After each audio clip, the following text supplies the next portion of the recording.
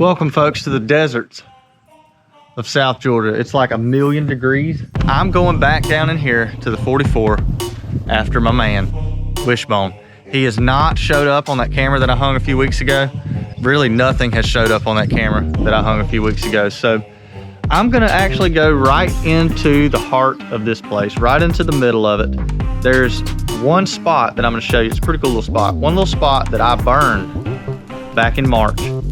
And the only reason I burned it was because of kind of the way it's set up. There's water that kind of circles it. It's almost like an island, but it's more so like, you could kind of call it like a peninsula. I guess the creek that swings around it kind of makes it a peninsula, but nevertheless, it's a really good spot for a deer to pass through. So I'm gonna dive down in there a little bit today. I'm gonna talk to you about the strategies of running corn in South Georgia, but mainly anywhere it's legal. All right, before we get ahead of ourselves, we need to give away our John Boy Billy Award. Congratulations. In our last video, we asked people to comment down below and let us know what we should name this buck that I found last week. And this is what we've got. Holyfield.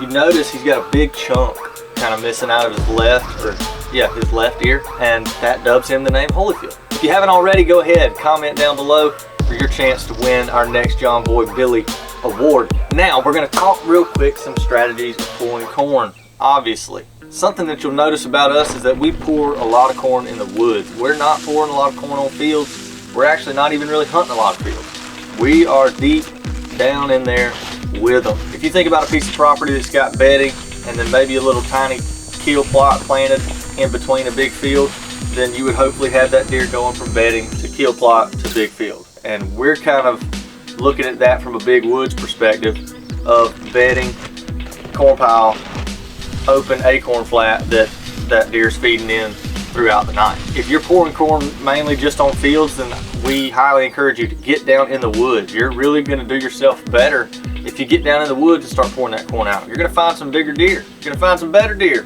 Why wouldn't you wanna go hunt some better deer? We don't want corn to necessarily become the primary resource now. We're not talking about that. We want them to be getting to a final destination somewhere else besides that corn pile. We just want the corn pile to kind of lure them in. Just think of it as beefing up a little browsing area. You know, sweetening the pot just a little bit more. Something else to really take into consideration when you find some good spots is to try to position that corn that's going to keep deer out of your wind, especially those deer that you're not going to shoot. If you're planning to see deer, I mean, for the last hour of daylight, last hour and a half of daylight, then the mature buck's probably going to be one of the last ones there. You can't get busted by all these other little bitty deer feeding around at this corn pile because they catch your wind. Move your corn around based on the winds you're going to get, like in our case, that weekend. We hunt mainly on the weekends. Every now and then we'll get some weekdays, but right now it's pretty much weekend worrying.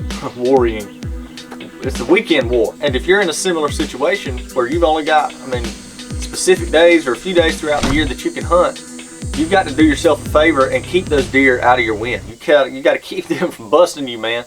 You got to keep them from busting you. Gotta make yourself hands-free as best you can. A big trail right there. Kind of one right here. Spider web.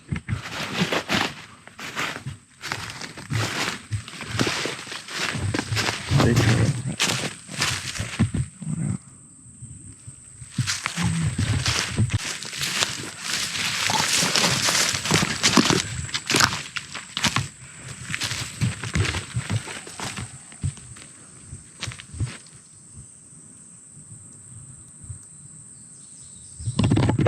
Pretty neat little spot. I just don't know how much deer are using it. Basically what we've got here is I've got water that goes all the way kind of around right here. And then it hits like a little pond, and I mean like a tiny little pond. There'll be a couple ducks in it this year. It's thick everywhere else. Every single side is thick. There's a big trail that comes out of here. So it's almost like the deer are coming to the middle and going out instead of going from middle to the property line and going out. So I could pour it down in here. I need to be able to get in to hunt it. I'd like to keep myself on that side of the water, hoping that they would come in from over here. Don't really know. Gotta walk around, find some tracks, find some signs. I got an old stand in that tree right over there. That sucker broke on me last year while I was in it.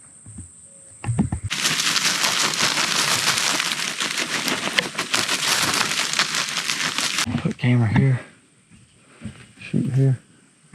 You can see everything over here.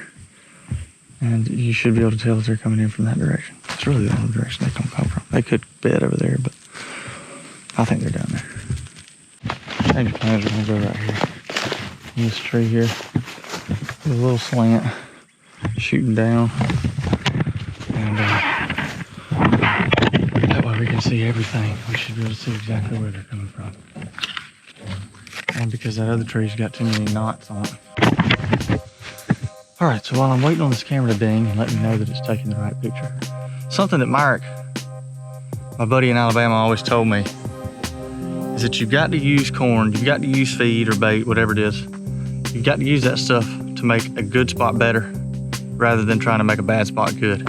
That's something that I have done, I mean, too many times to count, is try to take a spot that I liked or a spot that was easy for me to get to or a spot that I saw a track in one time, to try to take that spot and make it really, really good by putting corn in it. But the truth of the matter is, it's just a bad spot. Deer don't want to be there anyway. So you pouring corn there ain't gonna really do nothing but tip them off, make them be more skittish. A few of the cameras that I've put out this year, I have not put out on a feed site or on corn or anything like that. I've put it out on trails, especially here at this property, because I'm trying to find a specific deer. This being my own personal piece of property, it's a smaller place. I want deer to somewhat get used to feeding in one specific location, kind of making that the end goal of where they're trying to get to, and then taking all the other good spots and using them to really just kind of catch deer on their way through. This spot here in particular, I'm pouring it out to try to just stop deer and see if they want to feed here in daylight.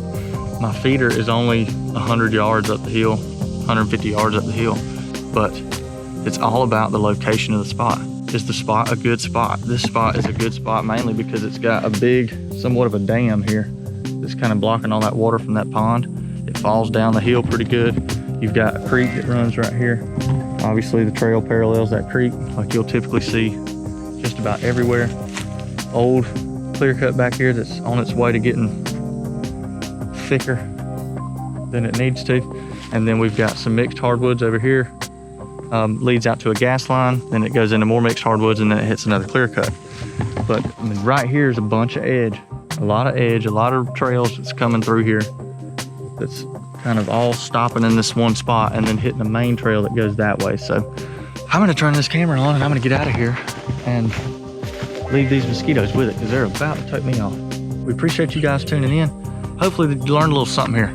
Even though it's about corn, everybody's least favorite thing, somebody's gonna comment negative about that, which I hope they do. Tell us, comment down below, let us know. Do you feed corn yourself? What do you feed if you don't feed corn? Are you just a food plot planter? Are you just the old school guy that's out there beating the woods up, trying to kill one all natural? Let us know. Till next time, hunt more, guys. Subscribe to our channel. Peace.